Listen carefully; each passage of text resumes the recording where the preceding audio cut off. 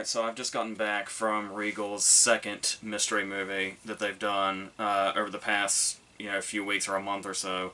The first one we talked about having been the greatest beer run ever, which disappointed a lot of people. And so I went ahead and decided, it's $5, and it's probably something I'm going to see eventually anyway, since I try to see everything. So we'll just do it. We'll just do this for as long as they do, I guess. But the main reason I decided to buy a ticket to this one was because I kind of was hoping, and it seemed to be lining up that way, that it was going to be The Fabelmans, the new Spielberg movie. And naturally, the rumor mill started to come out that, well, if The Greatest Beer Run Ever was an Apple movie, then it might also end up being just the next Apple movie, which would have been Spirited. A Christmas Carol musical starring Ryan Reynolds and Will Ferrell, which is basically just multiple kisses of death to me, pretty much minus the Christmas Carol part, and for the most part, I guess, I don't mind musicals, but when they're a disaster, they're a big, huge disaster.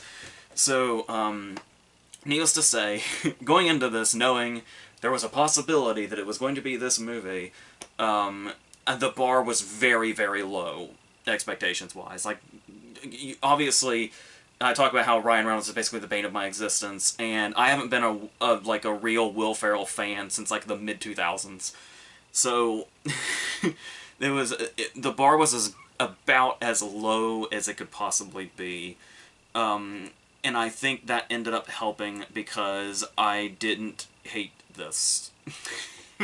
Much to my shock and surprise, I did not hate this. I think one thing that helps a lot is that I do love Christmas and the entire season, and just, the way everybody acts and the way everything looks and all that, just the general feel, is something that I've always loved. And it's obviously got this nostalgia feeling, too. And so I'm constantly looking for movies that kind of have the feel that Christmas movies did at one point that they haven't had for a very, very long time. Like, every now and then, like, I feel like every 5 years or so, one will come along where it's like, okay, that's kind of the vibe I'm looking for. But most of the time, lately, in the past several years, pretty much all Christmas movies suck. At least 98% of them. And the other 2%, most of those are probably a little tiny bit better than mediocre. So, just when a movie comes along that really has the feel and the essence of Christmas itself, without feeling too commercial, I guess, or throwaway, or like, just, having a sincerity that doesn't feel completely fake. And that's what a lot of them feel like, or they're just shit movies, which happens a lot also. And this one actually, I feel like, captures that essence and feels like an actual Christmas movie without sucking, I guess. Obviously I'm not completely in love with it, as you can probably imagine, but, like I said, and I don't know if it's the bar, because the bar was so low, but, yeah, I like the start of it, where I'm pretty positive that was Rose Byrne that we start with, and we basically start with the ending of another movie, where this Rose Byrne character has had a full Scrooge arc, and we're seeing the end of it to introduce, the spirits into this movie. With the spirit that's kind of at the head of this being Will Ferrell, who is the Ghost of Christmas Present, which, just in general, sounds like a concept where it's like, maybe this could work, or maybe it could be a total disaster. Which is basically what sums up this whole movie, pretty much. But at the start, I always get optimistic about movies, especially comedies, if there is a laugh that works, like, right towards the opening. So after we have the Rose Byrne opening, and then Will Ferrell kind of separates himself from this big party that all the spirits are having, and he's supposed to look, like, really sort of thoughtful and in his own place, and it's like, this already reeks of, like, tired sincerity or whatever. Like, the not very authentic sincerity. And then the Ghost of Christmas... No, not Christmas Past, but, like an assistant comes in, and he turns to her, and with that same sort of Will Ferrell wonderment face, he says, "Oh, hi, I was just avoiding you." And it's like, to make an entire joke out of what felt like this fake sincere moment is where it's like, okay, I can see where this is coming from. And I said before that I want sincerity in Christmas movies, but once again, this is also a comedy, and so finding that balance is going to be really important of, yeah, you should have a certain bit of sincerity, but also remember to be funny also.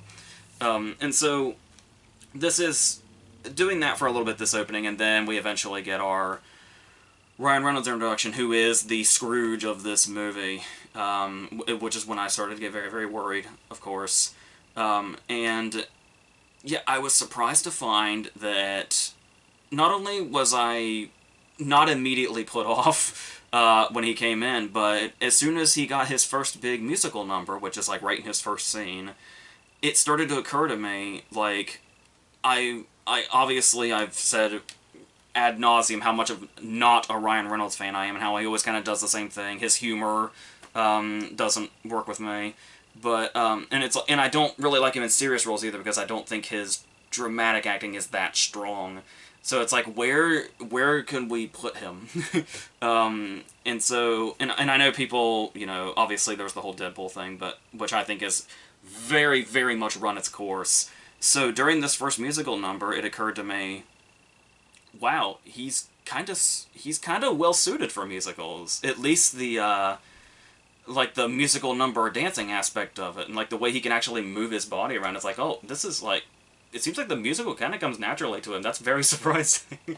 And unless there's an example that I'm not thinking of that already proved that, but yeah, I was surprised to see this.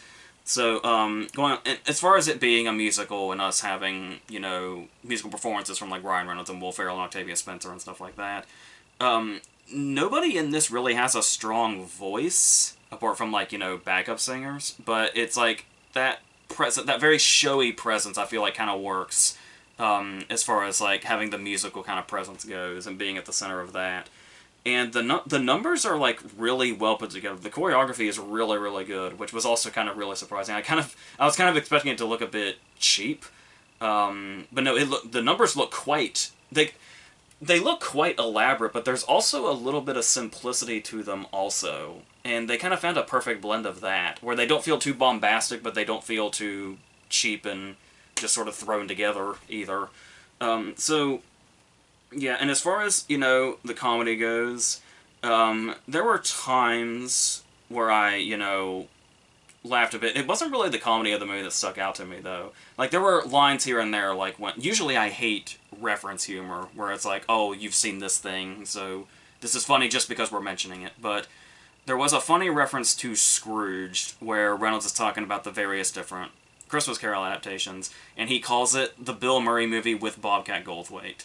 And it's like, just of all the people he could have chosen in that cast, that it was Bobcat Goldthwait. I did find that funny.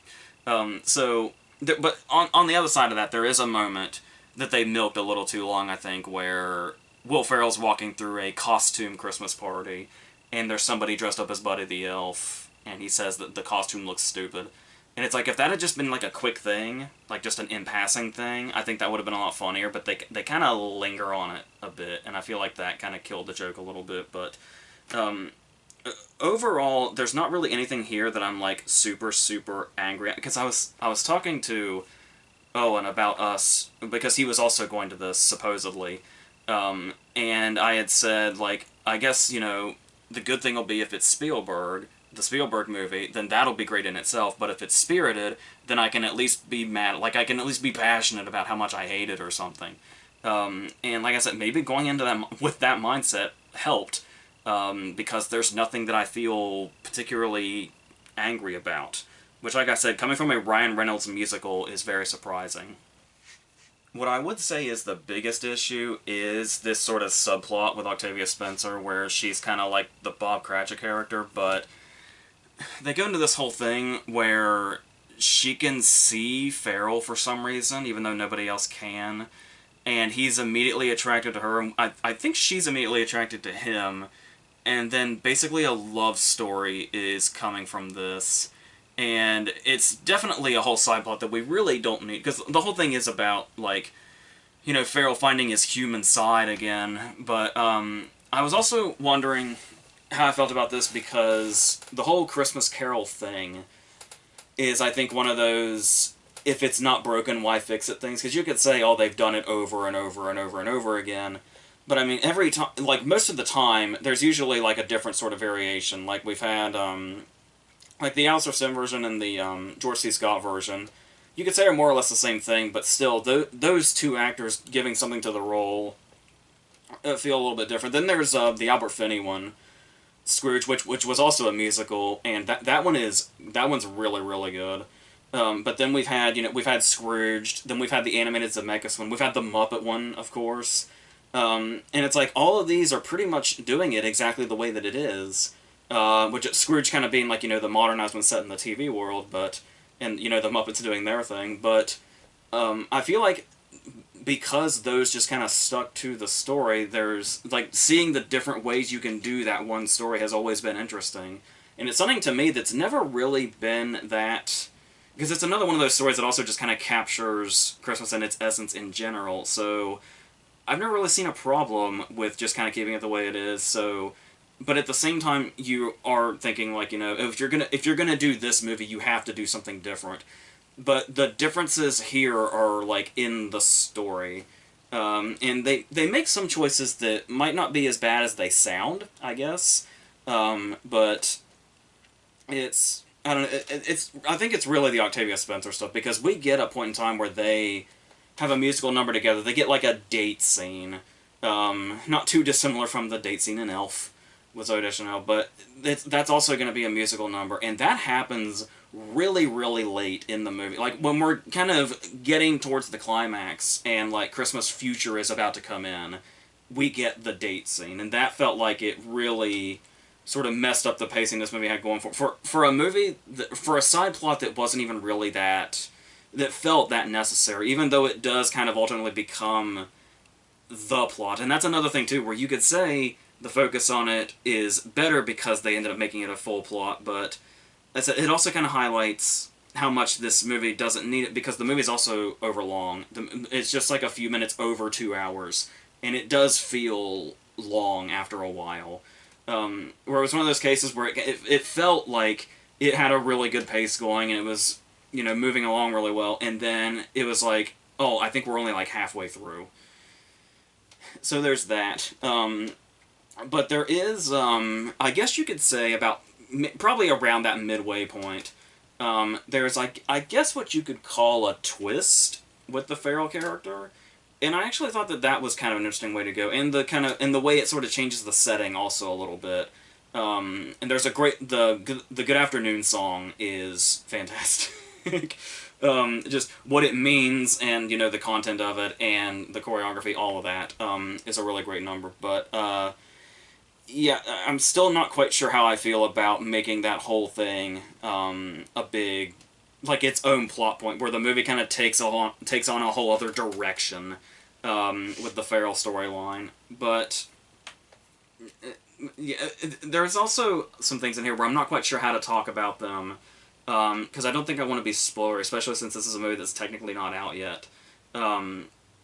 But it was interesting to me also that, talking about, references to other Ferrell movies, like the Buddy the Elf reference, the conclusion, I guess you call it, or the solution to this movie, is weirdly similar to the one in Stranger Than Fiction, which is obviously another Will Ferrell movie.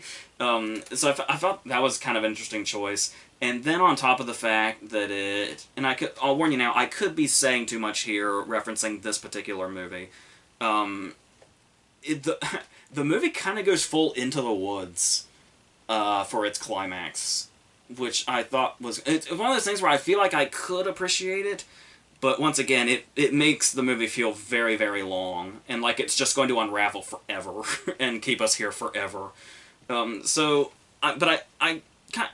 part of me can appreciate them going the direction that they did there. I still have a few questions about certain side characters, and like, after the events of the climax, but yeah. So that's I feel like that's pretty much all I have here. There was only, when I saw The Greatest Beer Run Ever as the mystery movie before this, there were 3 sets of walkouts, and this one only had 1. it looked like a mom and her kid, and it was during Octavia Spencer's first song, which was very early. So I'm assuming they only walked out because they didn't know it was a musical, or they're not a fan of musicals or something. That would be my guess. But everybody else kind of stuck around and seemed to be enjoying themselves. I'm sure this will be a crowd pleaser. So that's interesting that Apple's distribution process is all fucked up. Because it's like, yeah, they'll do it theatrically this way, and then like maybe a couple of cities will see it theatrically, and then everything else is on their streaming service that nobody I know has. So, so I don't know how many people are going to see this, but I feel like it could be a crowd pleaser for sure. And I could have definitely seen it as like a big, wide release that did really, really well, like, 10 years ago or something.